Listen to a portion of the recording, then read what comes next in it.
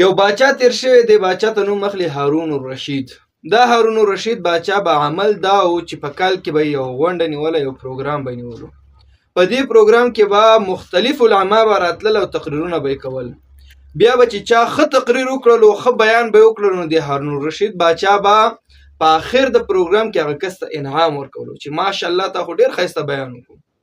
نو یو کال هارون الرشید باچا دا یو نیک ولی الله او ډیر نیک عادل باچا تیر شوی دی. نو دا د باچا یو کال دا پروګرام جوړ کو او ډیر انتهایی زیات علما یې راټول کړل او د تقریرونو موقع راغله. مختلف علما کرام راځي او تقریرونه کوي، څوک یو شان تقریر کوي، څوک بل شان تقریر کوي. خو د دې تقریرونو په دې درمیان کې یو اجنبي سړی، یو نابلد سړی یو چټۍ ولېږله او هغه کوم ناظم چې و چا به چې خطابت کولو هغه نتاب هغه ته ولېږله چې دلته یو کس راغلی دی، هغه هم غواړي چې ستاسې په دې پروګرام کې شرکت وکړي او څوک خبرې کول ستاسو په حضور کې غواړي. وایي ښه صحیح ده، موقع ورکوي. نو د هارون الرشید باچا نه اجازت وغوښتلو.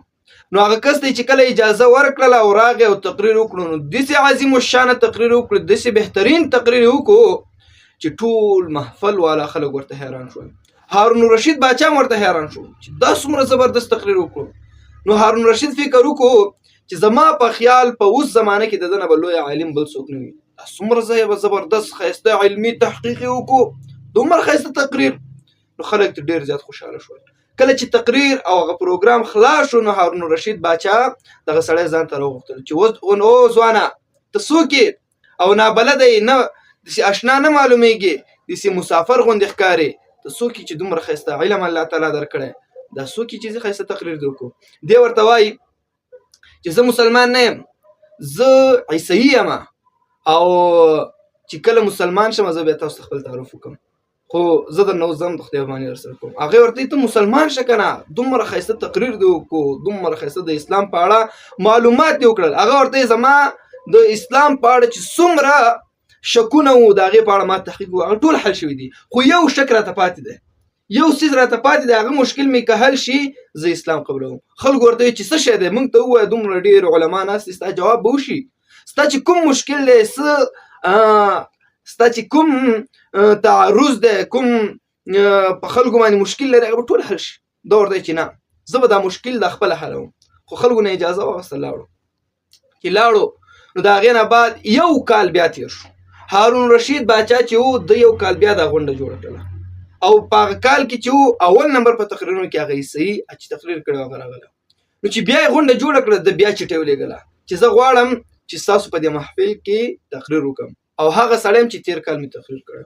نو چې کله موقع ورکړله خلک دته په انتظار ولاړ. بیا دغه تېر کال نیم بیا د قرآن کریم په عظمت باندې چې قرآن کریم واقعي د الله جل جلاله کتاب دی او دا یو بهترین معجز کتاب دی، نو د هغې په اړه ډېر ناشنا او د عبرت څخه ډکې خبرې وکړې او خلک ورته په ژړا شول. هارون الرشید باچا ورته ډېر زیات وژړل چې دا څه عجیبه تحقیق کوي، تېر کال هم راغلی د تقریر وکړو، خو ده وایي چې زه مسلمان نه یم، شاید څه کال مسلمان شوی.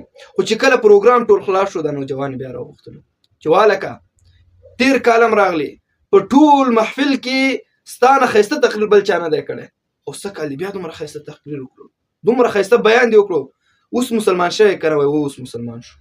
زما چې کوم مشکل و، زما چې په زړه کې کوم هغه شک او شبهات هغه ټول ختم شول.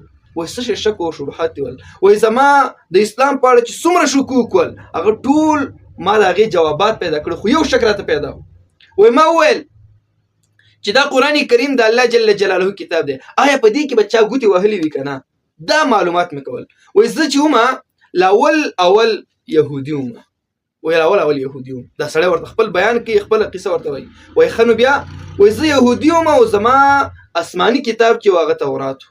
وایي ما هغه راواغېستلو، وایي زمانه د موسی علیه السلام انتهایي زیاته تېره شوې وه. وایي هغه مې راواغېستلو، وایي چې غوښتل مې چې آیا په دې کې خو به لاسوهنه شوي که نه؟ وایي په هغې کې وایي زه ډېر ښایسته خطاطم یم، هغه مې ډېر ښایسته د سرو زرو په اوبو باندې ولیکلو، خو داسې مې ولیکلو چې په هغه تورات کومې حقیقي خپلې خبرې وې هغه مې ګډې وډې کړې، د خپل ځان نه د خپلې خېټې نه مې پکې خبرې ولیکلې. او دغه تورات مې واخیستلو، بیا مې د تورات د یهودو مدرسې ته ورلو چې دا وګورئ دا مې ستاسو د دین او د اسلام یو بهترین کتاب لیکلی دی، که تاسو ما ته د دې په اړه څه تحفه راکوئ.